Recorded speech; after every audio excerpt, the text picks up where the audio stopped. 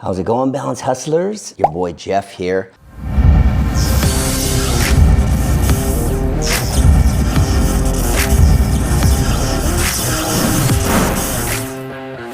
The Balanced Hustler.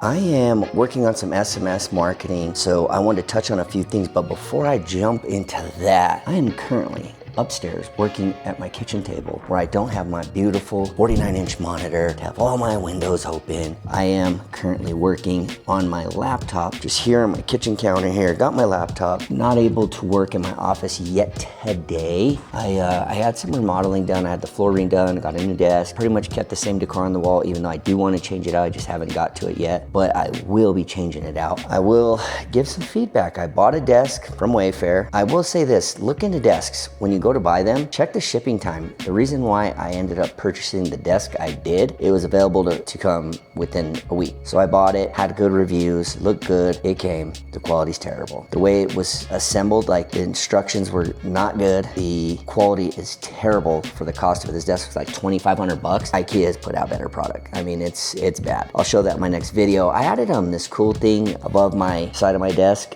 It's called Glance, and you could pick like all the stuff that goes across. It's like a little LED board, or its long is probably 4 feet. You can like stocks, crypto, NFL team, NBA team, baseball, quote of the day, fun fact of the day. You could pretty much pick anything, weather, stuff like that. And it's really cool, and it just scrolls. You could control the speed of it. And once you buy it, you don't have to pay any subscription, so which I think is cool. You don't have to pay like monthly to have all the stocks or whatever on there. So it's a cool addition. Definitely wasn't needed, but it's not too bad. $600 or $700, I think, for it. It's a cool addition, gives it that high-tech feel that I wanted for my office. I didn't want it to look like a gaming station because I don't game. I just pretty much work in my office. I do have a TV in there, and now it's kind of off-centered, which sucks, but I really only use it for the sound, and I occasionally look up at it, so it's not too crucial. And it's on a bracket where I could pull and move it around, so I could twist it and pan it down. It's so big, though, that's not really practical for that office. I think I did it in a video. I got a really good deal in Costco, so I went ahead and splurged on it, but it's 75 inches. It's way overkill. I might move that into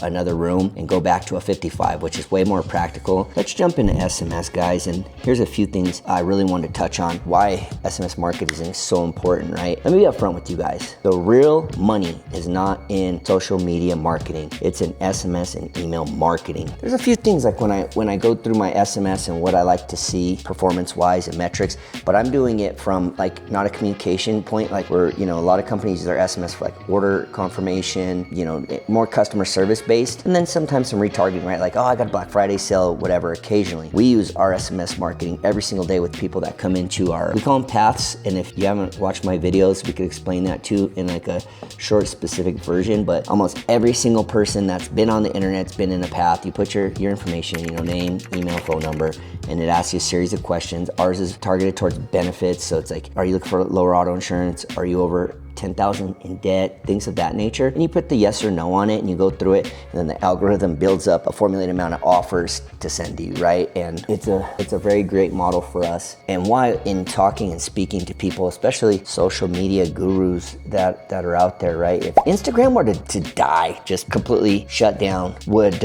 you still get paid? That's a big thing to ask, And the reality is, and I have a good amount of followers on Instagram. Your followers, they don't pay you, right? It's more your lists, your customers that come in and sign up to either receive your communications, buy a product from you. Those are the people that you'll gain business from, and it's huge to be able to have a really targeted list, for the Balance Hustler, you sign up because you want to learn about email or you have some fitness questions. You'll come in our email list and we'd send that to you, those specific things. And if we had some to offer you, we'd send it to you, right? It's not that much, Same with TikTok. Were to fall off the face of the earth, would you still be able to make money, right? If YouTube got bought out and was no longer around, would you still make money? And on top of all these factors, right, there's a lot of metrics that go into making money on these social media things. Their algorithms are not very transparent. It's a science to it, almost like email and SMS. They have their own things that go off of there too. There's a big, let's call it, difference in marketing with social media versus email and SMS. What I like about SMS, no matter what you're doing in your day, you get a text, you're flipping it over and looking at it. You could even be speaking to somebody in a very very, engaged conversation, and a text just 90% of the time will interrupt it, right? You get emails all day long, you get social media messages, DMs, whatever,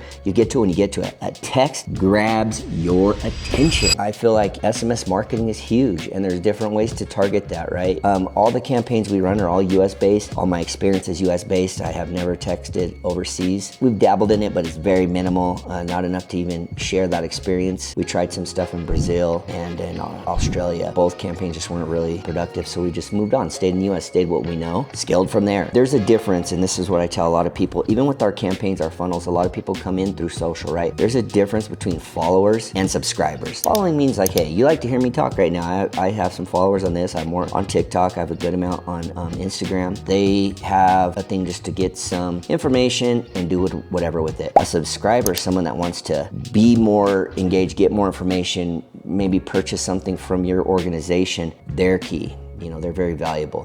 It's a day and night difference, especially if you're trying to run a business model, right? It's not the same there. With SMS marketing, you have 3 major US carriers, AT&T, T-Mobile, and Verizon, right? All the rest run through those carriers pretty much. I mean, there's some really granular, small companies that own their own towers, but their subscriber base is very tiny and might not even be in your subscriber list, etc. Unless, like myself, I run nationwide things, so we have a more likely chance to grab some of them. But when you have delivery, you'll get into all those carriers. You can get in 3 ways. There's short code, and that's those little short, 6-digit numbered. Long code is what it looks like a local number is communicating with you, and toll free is a 800 number. That's usually used for a business. Other than that, guys, have a good and safe spring break, and I'll speak to you later. Peace.